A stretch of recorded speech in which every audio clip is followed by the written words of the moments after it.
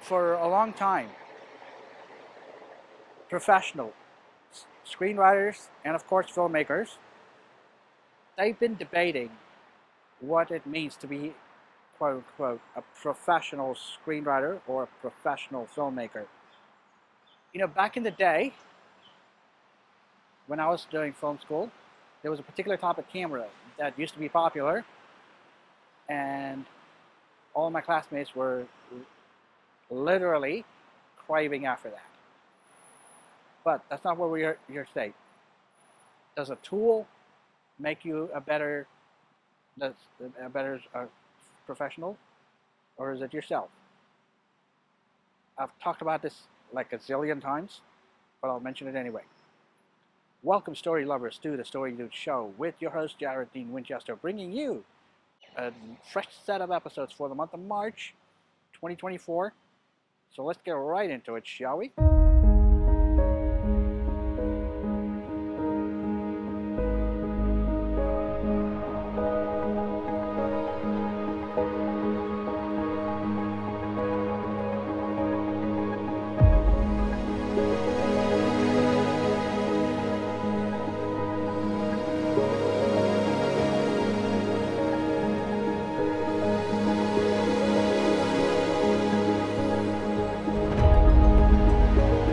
When I was going to film school, the camera that my classmates were yearning after, or they were craving after, was the Canon 5D Mark III. Now, this was, don't get me wrong, it was a fantastic camera. It was full frame, meaning it did allow the filmmaker to capture stunning images, and it allowed more of the image to be captured, including more of the light from the lens to be captured. But does that mean it's a better camera? Now, a lot of people, this is actually including on YouTube, they focus too much on the hardware features of a device or of a piece of equipment, but never realizing that it is them as the filmmaker. It is them that makes or breaks their story. It's what the story that they're telling or what message they have in their movies that matters.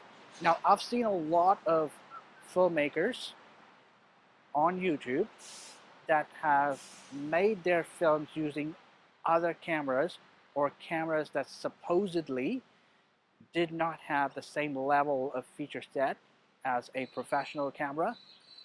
But can you honestly tell me that you can look at an image and know what camera took that image or what camera processed that image? I'll bet you can, because here's why. The closest you can come is you can tell what lens took that picture, because it's the lens that captures the image, and depending on the characteristics of the lens that you're buying or the lens that you're using, that's what differentiates the image, not the camera you're using it.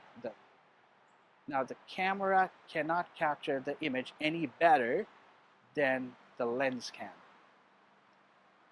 Which brings me to the same ideological notion, I should say, that the equipment is what makes or breaks your content. No, equipment's everything. Because here's the truth. Here's the old saying. A bad handyman will always blame his tools.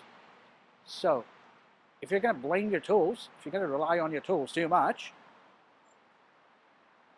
I don't think you should be in the trade. If you can use your tools' strengths and weaknesses to your advantage, that is what makes or breaks to a film. Now, I'll give you an example here. My favorite director, Peter Jackson, for the longest time used, including other filmmakers, used 24 frames per second to capture a cinematic image. But Peter Jackson, in the Hobbit movies, chose to film in 48 frames a second, double of what you would expect in a cinematic shot or in a cinematic movie. A lot of people didn't like that. So what they did was they crucified him by saying, oh, I don't want to make it look like a documentary or some shit. But let me tell you, when I saw those movies, it did not do a darn thing to dissuade me from the story. I happily watched the story, and I simply cannot fathom why the critics were saying what they were saying, because quite frankly, the image was great. It showed more detail, like Peter Jackson claimed, and a few more. Now, I'm not going to get into that, but the focus of this video, of this episode, is primarily the tools of the trade. Which brings me back to screenwriting. Now, in screenwriting, Final Draft and Movie Magic Screenwriter were the quote-unquote industry standard. Now, what does that tell you? Does it tell you anything about the writer? Does it tell you anything about the quality of the content that he writes, he or she writes? It doesn't. But here we are. The professionals are making the same old argument that Final Draft is the industry standard or Movie Magic Screenwriter is the industry standard. If you don't use either, you ain't a professional. I would say hail to the no, because there are more screenwriting packages coming out around, more competitors that do the same job. They professionally format your screenplay. Now, that's all that matters. And, of course, the story. I would suggest that you take on the mantra that it is I, the creative professional or the creative practitioner, that makes or breaks my content, not my tools.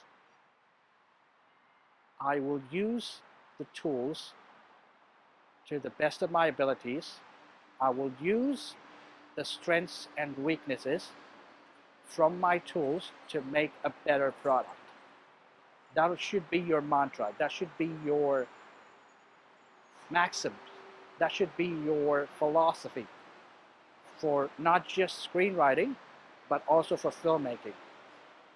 Because have a look at YouTube. Tons of filmmakers, if not a plethora of filmmakers, are actually using cameras that are not professional, but they do give out a professional grade film, like a professional grade cinematic image. If you can pull that off, or if they can pull it off, why can't you? Instead of saying, oh, I need so-and-so equipment to help me make my film, to make my film look good, or I need so-and-so screenwriting software to make my screenwriting or my project, my script look professional.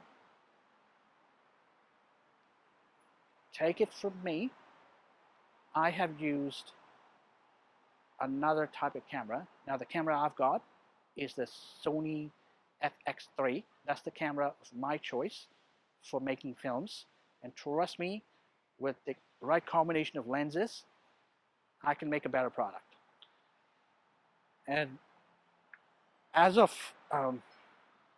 today, I'm ditching Final Draft and I'm going for another product, one that will help me focus on my writing, one that will help me pump out a better script. So with that being said, this is Jared Dean Winchester bringing you fresh set of episodes for March. Like, comment, and subscribe because I post anywhere between 2 to 3 episodes per month, and it depends on the month. Be sure to check all of them out, and until I see you again, don't forget to turn that page.